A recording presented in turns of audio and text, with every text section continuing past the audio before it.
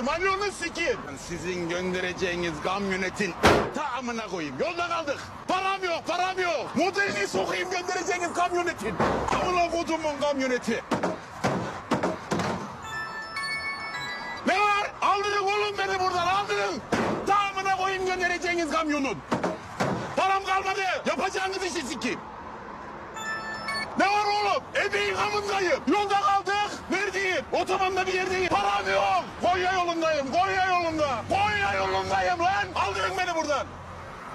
Ne var? Yok, sıkıntı yok. He? Lan Konya yol. Konya yolundayım. Konya yolunda. 5 şeritli yol. 5 şeritli yola gönderdin. Arabaya bak. Kamyonetinizi sikeyim sizin. Kaç model lan bu? Aldır beni buradan. Yarım saate kadar gelin bak.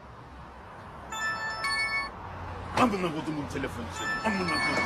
Lan senin Konya yolundayım lan. Konya yolundayım. Konya yolundayım lan. Lan ne mevkisini vereyim. Konya yoluna çıkın. Hayatında görebileceğin en eski model araba. O kamyonetin içindeyim amına koyayım. Kamyonetinizi sikeyim sizin. Sikerim yakarım lan. Kamyonetinizi yakarım. Hepinizi yakarım. Lan senin